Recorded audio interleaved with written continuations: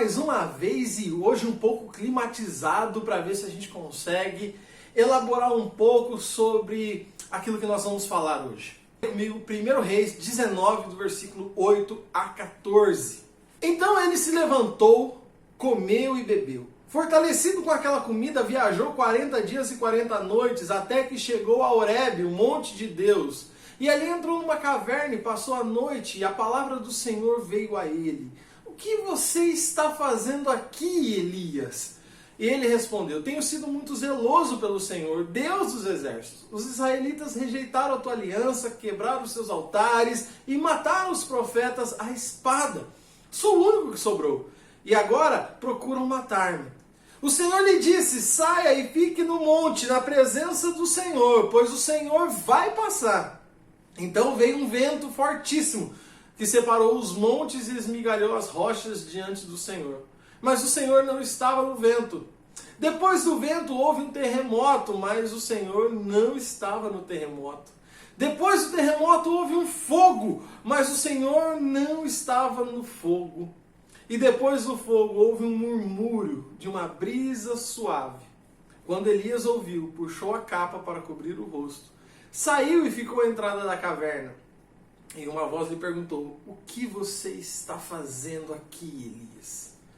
E ele respondeu, tenho sido muito zeloso pelo Senhor, Deus dos exércitos. Os israelitas rejeitaram a tua aliança, quebraram os teus altares e mataram os teus profetas à espada. Sou o único que sobrou e agora também estão procurando matar-me. Sabe, já a gente vai falar melhor desse texto, mas é de conhecimento de muitas pessoas que os homens, o homem no geral, ele tem uma necessidade. Ele tem uma necessidade de acessar uma área onde ninguém pode entrar. Alguém já disse, e eu concordo, que a cabeça do homem é feita de caixas. É a caixa da família, é a caixa do trabalho, é a caixa do hobby, é a caixa do, sei lá, do que for. A caixa do momento livre, a caixa dos filhos, a caixa da família. Cada coisa tem o seu espaço na cabeça do homem.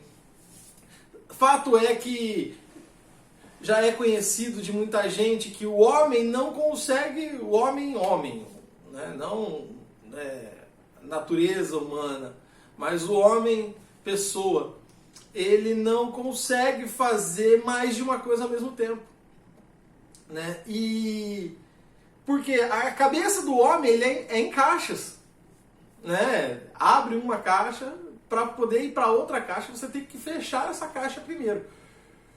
E há uma caixa onde não pode entrar esposa, não pode entrar filhos, não pode entrar trabalho, não pode entrar nada. É a tal caixa do nada. O homem, ele tem a necessidade da caixa do nada. É interessante porque nesse momento, o homem ele precisa de um momento desse de ir para a caixa do nada. O homem ele precisa de um tempo da qual ele não fala, ele não ouve, ele não faz nada, parece que ele está meio que inerte. E essa é a caixa do nada. Tão difícil explicar a caixa do nada para uma mulher, assim é explicar a TPM, ou porque ela é tão incompreensível para o homem, né? E as mulheres nesse período elas ficam doidas, né? E tem aquelas variações, enfim, cada uma de um jeito. Mas para um homem entender uma TPM é praticamente impossível, se não totalmente impossível. Assim como uma mulher compreender a caixa do nada também é difícil.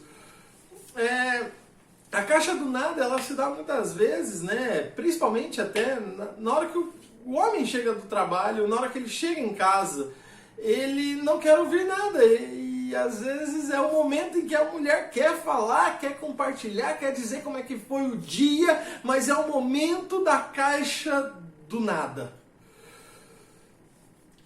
E a mulher tem por necessidade, desde sempre, ser ouvida, falar e ser ouvida. Mas ela não consegue ter efeito quando o homem está na caixa do nada. E aí, trazendo um pouco aqui para o que a gente leu, contextualizando o texto bíblico, o profeta Elias, ele estava passando por um momento muito interessante da sua história. O profeta Elias, ele tinha orado para que chovesse em Israel, para que não chovesse em Israel por 3 anos consecutivos. E foi exatamente o que aconteceu. E há poucos dias ele orou, há poucos dias o texto que nós lemos, e há poucos dias ele orou para que chovesse. Por 3 vezes ele orou, e na terceira vez já era possível ver o sinal de que haveria chuva. Pois assim o seu moço disse que se levantou do mar uma nuvem do tamanho da mão de um homem. E então houve chuva. Após esse fato, Elias convoca os profetas de Baal. E o Deus que respondesse seria o Deus de Israel. Então ele dá um tempo e os profetas, eles tentam muitas coisas, eles se machucam e fazem todo o ritual deles. Mas não acontece nada. Elias, por sua vez, ele repara o altar. Ele joga água sobre o altar, sobre o sacrifício, e não joga pouca água, joga muita água. Ele faz uma valeta em volta, e aquilo transborda de água, de tanta água que ele estava colocando. Então, numa simples oração, o fogo do céu desce, consome a água, consome o altar, consome o holocausto, consome tudo. E naquele momento, o acordo que havia entre Elias e os profetas era que Deus, Jeová, seria o Deus de Israel. Seria reconhecidamente o Deus de Israel. Só que é interessante que, veja, Elias vem numa sucessão de fatos miraculosos e que somente Deus poderia fazer. Ele ora e para de chover. Depois de 3 anos ele ora e chove. E então ele ora e o fogo do céu cai. E aí o que acontece? Ele recebe uma ameaça por parte de Jezabel, dizendo que ele seria morto. Então, depois de um dia muito estressante ou muito ativo, Elias, ele foge para a caixa do nada. Ele foge das realidades do momento. Ele foge daquilo que ele estava vivendo. Ele procura uma saída. Ele vai para a caixa do nada. Ou seja, ele corre para a caverna. Ele vai se esconder. O Deus a qual ele servia se revelou de tantas formas, fez tantas coisas, e mesmo assim, quando ele recebe uma ameaça de morte, ele foge. Ele foge, ele procura se esconder. Elias, ele precisava de um momento de solitude, contudo, o que ele estava enxergando era um momento de solidão. E aí é muito diferente, solitude e solidão. Todos nós precisamos ter momentos de solitude, mas nenhum de nós deve viver na solidão. Mas Elias estava em crise, então ele foge nesse momento. Por isso, eu até pensando sobre essa mensagem, o título dela seria O Shequim na Caverna. O Shequim na Caverna, porque o momento de crise, ele nos leva para a caverna. Nos leva para a caverna. Versículo 8 e 9 diz: viajou 40 dias e 40 noites, até que chegou a Horebe, o monte de Deus. E ali entrou numa caverna e passou a noite. Ou seja, ele viajou mais de 1 mês, sem parar, direto. Ele não pegou um resort, ele não pegou um Airbnb, ele não parou em algum lugar, ele não foi no Beto Carreiro, ele não foi no Hop Hari, ele não foi na Disney. Ele estava viajando, ele estava correndo, ele estava fugindo. E então, Chega no momento que ele decide parar depois de um mês de viagem, mais de um mês de viagem, e então ele para na caverna, ele se esconde na caverna, e ali ele passa a noite.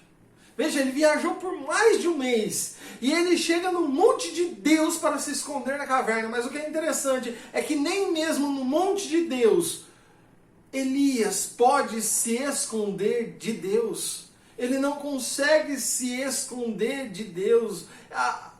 A ideia não é...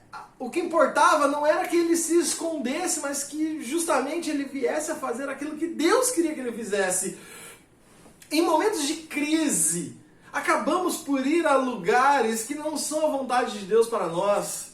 Nesses momentos de crise, os ruídos das confusões, da confusão que está em nosso redor é tão alto que nós somos incapazes de ouvir a voz de Deus, ou que ela é muito difícil de ser ouvida, justamente por causa desses ruídos que atrapalham, esses ruídos que vêm juntamente com a crise. Elias era profeta, e profeta é aquele que ouvia a palavra de Deus e entregava às pessoas. Mas ao mesmo tempo Elias era humano e os ruídos vieram atrapalhar que ele permanecesse focado na vontade de Deus. Nós, como seres humanos, nós precisamos estar atentos a esse tipo de coisa. Elias nos mostra como somos e o que fazemos em situações similares, onde os ruídos estão nos atrapalhando. O termo chinês para crise, numa parte do seu radical, significa também oportunidade. Então, ao ver a história de Elias, podemos aprender que mesmo em meio à crise, temos a oportunidade de continuar confiando em Deus acima de todas as coisas e confiando em suas promessas. Veja, no momento de crise, talvez o que nós mais queremos é realmente ouvir a Deus, ouvir uma saída, ouvir a solução. Mas o que acontece é que, na maioria das vezes, Deus já falou o que Ele queria, Deus já deu uma direção. Esse não é o momento de ouvir, mas é o momento de executar a nossa confiança em Deus. No momento de paz, no momento de tranquilidade, é muito fácil confiar em Deus. Mas no momento de crise, no momento de atribulação, aí sim é o momento em que nós mostramos se somos realmente pessoas que confiam em Deus. Então, primeira coisa de um check-in na caverna é que o momento de crise te leva para a caverna. Mas em segundo lugar é que o pior não é ir para a caverna, mas é permanecer lá. Versículo 11 diz, o Senhor disse, saia e fique no monte, na presença do Senhor, pois o Senhor vai passar. Sabe o que acontece? Muitas vezes nós entramos em crise. Muitas vezes o homem masculino entra em crise, ou ele precisa ir para a caixa do nada, e lá ele fica e não sai nunca mais. O problema não é entrar na caixa do nada, o problema não é ter crise, o problema é não reagir, é não sair dessa situação, o problema é deixar-se ser vencido pela situação, e aí mora o perigo. É aí aonde, se Deus não chama Elias para fora da caverna, é possível que Elias estivesse até hoje lá. Elias, depois de sua peregrinação, ele passa uma noite na caverna. Então o texto diz que a palavra do Senhor fala com Elias. A grande questão é que o pior de tudo não é ir para a caverna, mas é não passar por esse momento de crise. É permanecer isolado. E somente querer sair quando tudo está resolvido. Não, muito pelo contrário, nós precisamos sair para resolver a crise. Nós precisamos sair e enfrentar os problemas. Nós precisamos sair e buscar novas situações ou realizar aquilo que Deus já nos disse anteriormente. Deus, contudo, tira Elias de dentro da caverna para mostrar o que realmente era importante. Deus faz com que Elias se movimente. Isso nos serve de lição. Nós precisamos estar sempre em movimento dentro da vontade de Deus. Então Elias sai para fora. E vem um vento muito forte. Mas Deus não estava naquilo ali. Então, depois vem um terremoto, mas Deus não estava naquilo ali. Vem um fogo, Deus não estava ali. Mas então, vem uma brisa suave. Uma brisa suave. E aí eu lembro de uma música do Cirilo, que ele fala com uma brisa suave que vem sobre mim, ou então a música do Vineyard, né, Senhor te quero, que aí ele fala que no silêncio tu estás. Então vem aquela brisa da qual Elias presta atenção e Deus está se manifestando para ele mais uma vez e confrontando as razões. Veja, Deus ele vem falar com Elias e Deus ele não fala assim, ó meu filho amado, o que está acontecendo? Por que você está assim? Ah, filho meu, vai lá e faz, eu sou contigo. Não! Deus chega para Elias e fala, mas o que você está fazendo aqui? É aqui que eu mandei você, em outras palavras? Por que você veio parar aqui? Filho meu. Eu ia falar filho de Deus, mas enfim. O que você está fazendo aqui, moleque?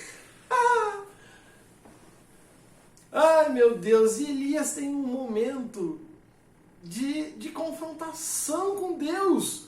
E veja, por mais que os ruídos da crise atrapalharam ele de ouvir o que Deus estava falando, Deus continuou falando simples, calmamente e suave. Ainda que fosse forte. O que você está fazendo aqui? Mas suave. Às vezes nós precisamos tirar o nosso ouvido dos ruídos da crise e colocar os nossos ouvidos na doce, suave brisa de Deus. Na doce, suave brisa da qual vem a voz de Deus no nosso coração e nos diz aquilo que nós precisamos fazer ou que reafirma aquilo que nós precisamos fazer. Então, com uma brisa suave que acalma o coração, que nós possamos ouvir a voz de Deus nos momentos mais difíceis. Não é necessário algo mirabolante para ouvir a voz de Deus. Embora já seja mirabolantemente suficiente o fato de Deus estar falando conosco. A voz de Deus está sussurrando em nosso ouvido a partir de momentos simples. Simples. Elias fez todo aquele mirabolante projeto de Deus na frente das pessoas. E depois saiu fugindo por 40 dias. E aí Deus fala com ele, numa caverna, em brisa suave. Às vezes somos, ou pelo menos queremos ser, mimados suficientemente a ponto de qualquer coisa, nós queremos ir para a caverna e ficar por lá. Sabe?